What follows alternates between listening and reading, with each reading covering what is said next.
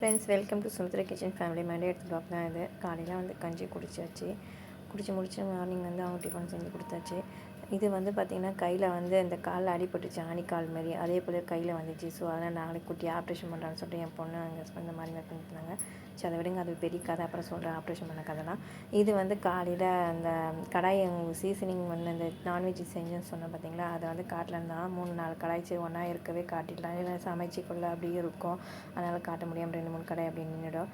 So இது பார்த்திங்கன்னா 2 கடாய் வந்து ஃப்ரை பண்ணுற ஐட்டம் மாதிரி குழியாக இருக்கும். மற்றது ஆப்பக்கடாய். இது வந்து இன்னொரு கடாய் வந்து ஃப்ளாட்டாக கொஞ்சம் இருக்கும். அது வந்து ஃப்ரை, அதாவது குழம்பு அந்த மாதிரி வச்சுப்பேன். இதில் எண்ணெய் பொரிச்சு கிடிச்சு அடிக்கடி யூஸ் பண்ணுறதுனால இதுமாரி கருப்பாய் சீசனிங் மாதிரி ஆகிடுச்சு. இதுமாதிரி தூக்கி போகிற அளவுக்கு தான் இருந்தேன்.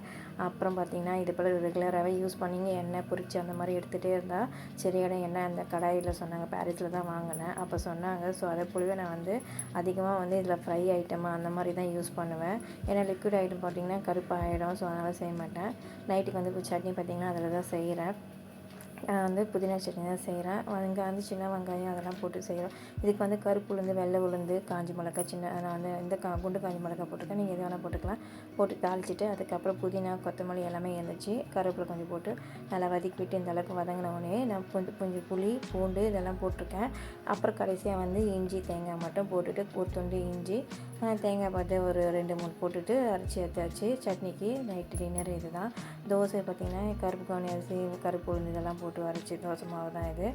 இதுவுமே நல்லா வரும். உங்களுக்கு தோசை கல் காட்டுறதுக்காக தான். இதுவுமே அயன் கடாய் தான். இதுவும் பார்த்திங்கன்னா சீசனிங்கில் வந்து கஞ்சி தண்ணி அதெல்லாம் எதுவுமே ஊற்ற முடியாதுல்ல. ஸோ அதனால் வந்து வெங்காயம் தடி நம்ம வதக்கி எடுத்துகிட்டு அதுக்கப்புறம் நம்ம ரெகுலராக தோசை சுட 2-3 தோசை கீழே அது வேஸ்ட்டாக தான் போகும் ஃபஸ்ட்டு டைமு. அப்புறம் நம்ம தோசை ரெகுலராக சுட ஆரம்பிச்சிட்டோம்னா அப்படியே நம்மளுக்கு நல்லா இதை போல் ஃபிக்ஸ் ஆகிடும். நம்மளுக்கு நல்லா சூப்பராக வரும். இதில் தோசை பார்த்திங்கன்னா நல்லா இங்கே பேன் வச்சுருக்கேன் பார்த்திங்கன்னா நான்ஸ்டிக், அது போலவே வரும். உங்களுக்கு இது ஹெல்த்து நிறைய இருக்குது. நீங்களே ட்ரை பண்ணி பாருங்கள். அதுக்கப்புறம் பார்த்திங்கன்னா நைட்டு கீரை ஆஞ்சிட்டு இதை தான் வேலையை பண்ணிகிட்டு இருந்தேன். வேலையெல்லாம் முடிச்சுட்டு ஈவினிங் வந்து இந்த ஜன்னல்லாம் தொடச்சி எடுத்தேன். ஸோ அப்போ வீடியோ எடுக்கல, நைட்டு தான் எடுத்தேன். அது பார்த்திங்கன்னா பாருங்கள் எந்த அளவுக்கு தொடச்சி. இப்போ தான் 2 மாதம் முன்னாடி தான் பொங்கலுக்கு க்ளீன் பண்ணோம் பார்த்திங்களா, எடுத்தது. 2-3 மாதம் ஆகுதா, இல்லை 2 மாதம் தான் ஆகுது எனக்கு தெரிஞ்சு. சேனல்னா அதான் பொங்கல் 15ஆம் தேதி எல்லாம் போகிக்கு அதுக்கு முன்னாடி தான் க்ளீன் பண்ணது. எப்படி இருந்தாலும் டஸ்ட்டு படிஞ்சு ஒரு மாதிரி ஒட்டடையிடுது. நேற்று ஜன்னல் மட்டும் தொடச்சி பிடிச்சி அந்த ஜல்லாடியை நல்லா சோப்பு போட்டு வாஷ் பண்ணி நல்லா 4 ஸ்டீல்ஸை போட்டு தேய்ச்சி எடுத்தேன். இதுவும் ஆளில் உள்ளது தான் பண்ணது. 2 ஜன்னல் தான் அடிக்கடி டஸ்ட்டு அதிகமாக. அப்படி கிச்சனில் உள்ளது ரொம்ப மோசம். எண்ணெய் பிசு வேறு இருக்கும். அது சோப்பு போட்டு தேய்ச்சத முடியாது. அதை வந்து ப்ரெஷ்ஷில் அடித்து முடிச்சாச்சு.